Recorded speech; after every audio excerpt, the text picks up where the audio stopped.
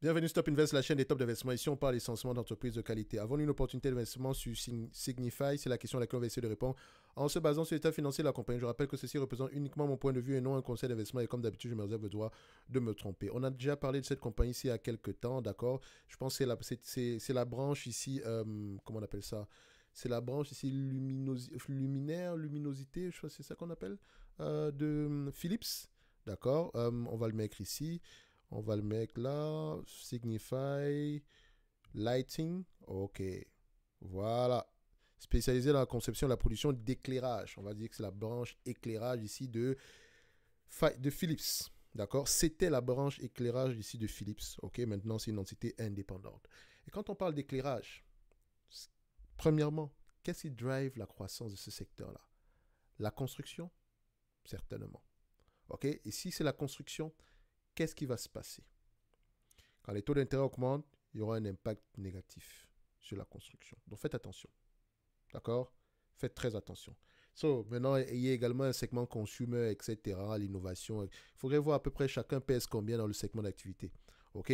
Bref, en termes d'évaluation, vu que j'ai déjà parlé de cette compagnie ici une fois, Signify, on va le regarder rapidement ici. Alors, nous avons une entité en date d'aujourd'hui qui cote à peu près à 24 euros par là.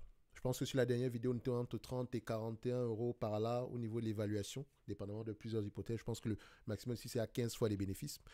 Alors, c'est un business, est-ce qu'il est assez prévisible? 60% du temps, ils ont raison, donc faites attention, à prendre toujours avec des pincettes, ok? En termes de free cash flow, en termes de net income ici, ils ont raison à 80% du temps. Donc, la différence ici entre les net income et les free cash flow, généralement, c'est de la dépense en capital de croissance. OK, donc, mais les deux ont tendance à se rapprocher. Là, on est à 3,90 €. Et à ce niveau-ci, au niveau des bénéfices nets ajustés, on a à peu près 3,55 €. OK, donc si je prends même le 3,55 € ici, j'aurais tendance même à sous-payer pour cette compagnie-ci. Pourquoi ne pas le prendre donc? OK, on va le prendre comme ça. Donc, nous avons un business ici. On s'attend à 2023 à des revenus moins élevés que ce qu'on a connu en 2022. Bénéfice net par action, est-ce que c'est en termes de FFO, c'est la même chose? En termes de cash flow opérationnel, est-ce que c'est la même chose? Non. On s'attend plutôt à quelque chose au même niveau, un peu plus élevé que ce qu'on a eu précédemment. OK? Donc, il faut aller vérifier d'où provient la différence ici. OK? So, si je prends à peu près l'évaluation de cette compagnie, qu'est-ce que je vais dire ceci. C'est pas une entité qu'on achète à des multiples très élevés. D'accord? Notamment à la période actuelle. Surtout qu'il faut regarder les drivers de la croissance de cette compagnie-ci. Quand on voit ici Electrical Component and Equipment, donc composants électriques et équipements électriques, dites-vous que c'est très souvent lié au secteur de la construction. OK. Ou de la dépense ici, enfin, on va dire construction, on va le dire comme ça. Ou les dépenses dans le secteur de la construction ou bien au niveau des infrastructures. Donc, il faut faire attention ici. Donc, on aura tendance à ne pas payer des multiples assez élevés ici. Si on la prend ici à 15 fois les bénéfices, d'accord? En date d'aujourd'hui, pas plus que 40 dollars. OK? Mais ça, c'est 2023. On doit toujours prendre en considération une certaine petite croissance quand même. Et quand je dis une croissance, on revient plutôt à une normalisation. D'accord? On va se prendre ici en 2024, 49 euros par là. OK? Le 49 euros en question, on enlève la dette nette. D'accord? La dette nette en question ici, en date d'aujourd'hui, c'est combien? Dette nette ici, on a quelque chose en tout de 11,50 €. OK? Donc, 49 euros moins 11,5, on se retrouve ici à 37 euros. Premier niveau. D'accord? Deuxième niveau ici, 2025, 53 euros, moins 53, moins 11,50 €. Ça donne ici quelque chose en tout de 41 euros. Le fait n'est pas juste de faire des calculs et tout ça, se dire, oh ouais, 37 euros, sous-évalué par rapport à ce qu'on est ici aujourd'hui, 41 euros, sous-évalué par rapport à ce qu'on est ici aujourd'hui. Non. Derrière ces chiffres, il y a une histoire à raconter. Il y a des éléments qualitatifs à aller chercher. OK? So, est-ce que c'est parce qu'il y a un segment d'activité qui a tendance à mieux se comporter en période difficile? Est-ce que c'est parce qu'on a la dépense en capital de croissance, la dépense la dépense en termes d'infrastructure aux États-Unis ici va augmenter, c'est qui pourrait booster les revenus ici? Je n'en sais rien. Ça, ce sont les chiffres. C'est uniquement l'estimation des analystes. Et cette estimation-là peut changer. OK? Donc, il ne suffit juste pas de regarder ça. C'est la même chose que sur la première vidéo, hein. L'estimation est toujours intéressante ici. Le dividende en lui-même, il a l'air safe si ça se réalise, mais il faut qu'on comprenne à peu près combien est-ce que ce business-là fonctionne. Et c'est là que commence l'analyse fondamentale, l'analyse qualitative. OK? Et ça, je ne peux pas vous aider par rapport à ça.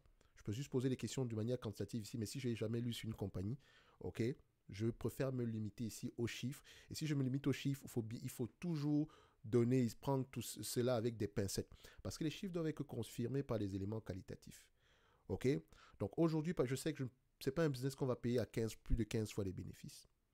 Idéalement, même si on ne prend pas en considération la dette ici, on va le mettre ici à 10 fois les bénéfices. Donc vous voyez qu'on retombe toujours aux alentours d'une trentaine de dollars ici par là, ici.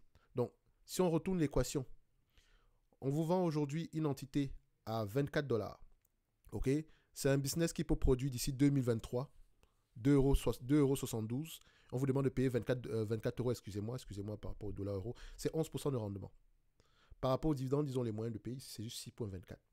Si maintenant les bénéfices nets attendus en 2025 se réalisent, parce que les analystes ont tendance à faire de bonnes prévisions ici, admettons, OK, par rapport au prix actuel, notre rendement sur coût monte à 14,79%.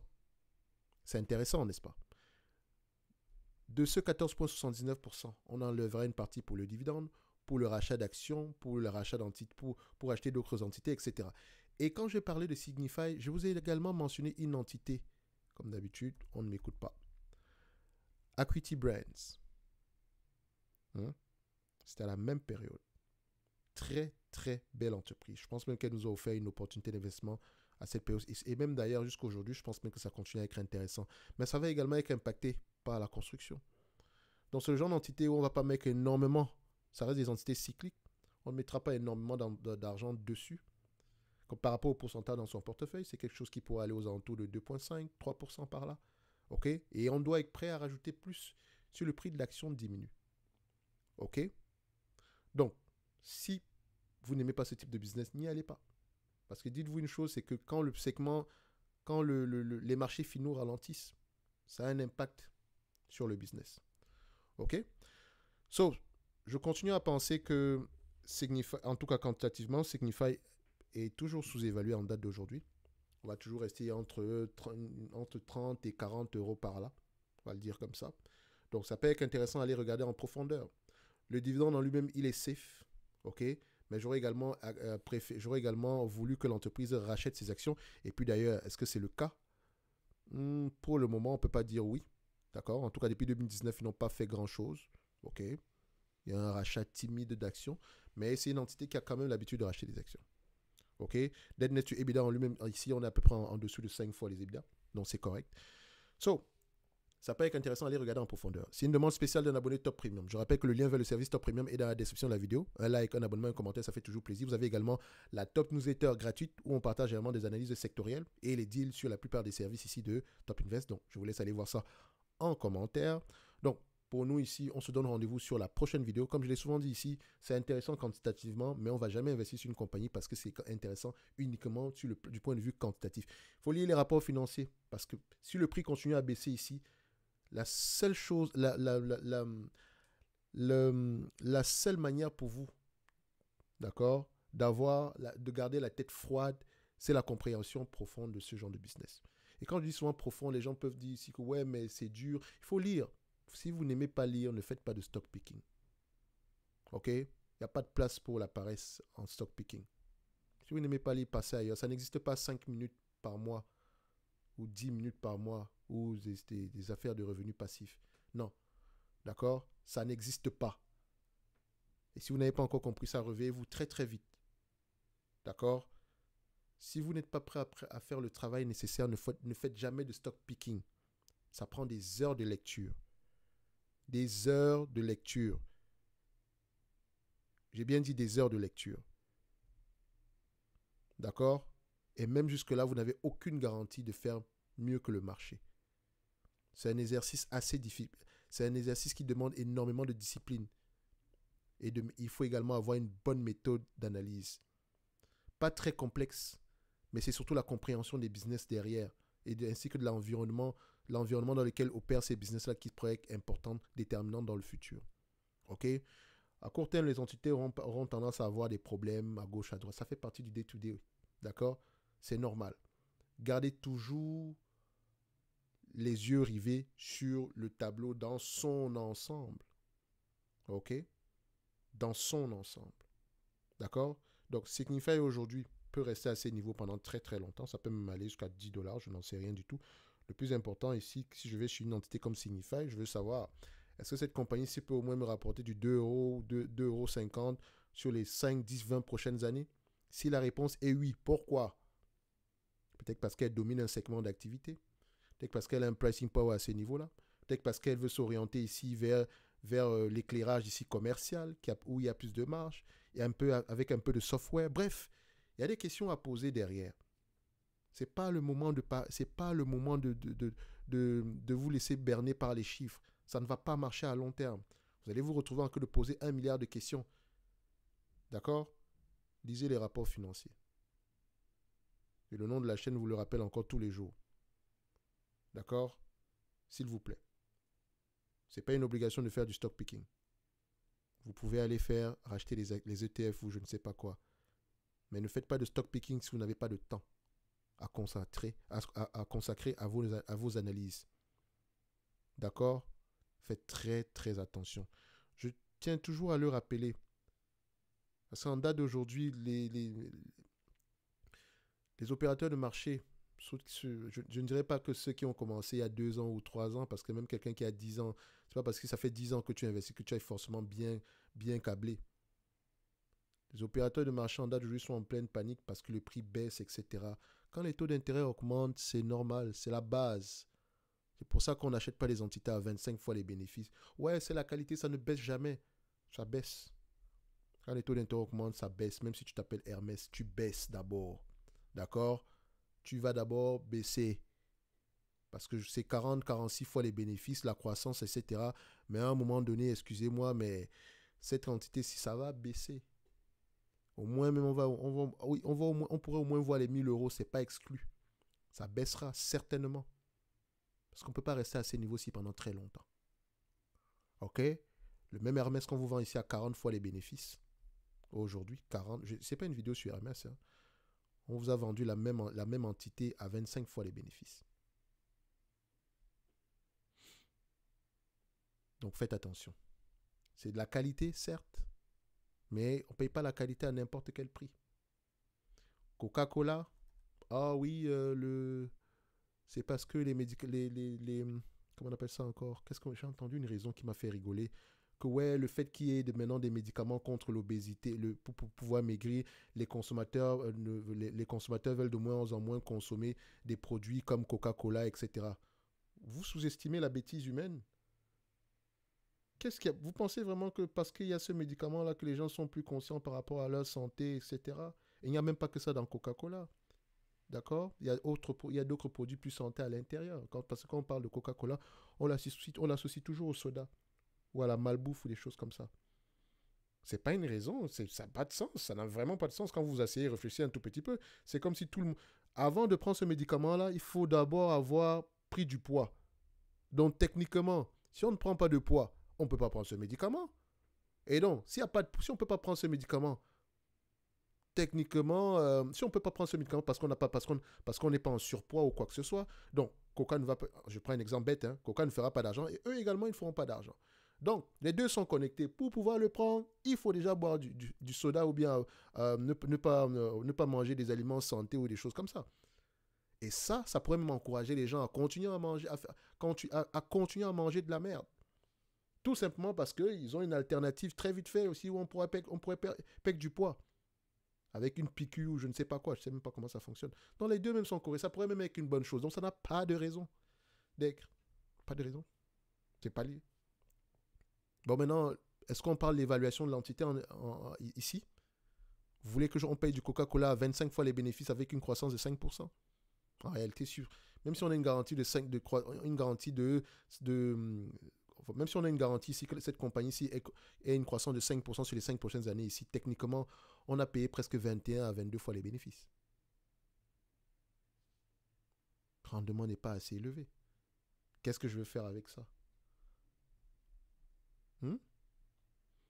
Bref, c'était une vidéo pour parler de Signify, mais c'est parce que en commentaire, il y a des gens qui posent souvent 1 milliard de questions pour savoir, oui, j'ai acheté telle entreprise, est-ce que tu penses que je devrais continuer à rajouter? Je ne pense rien du tout.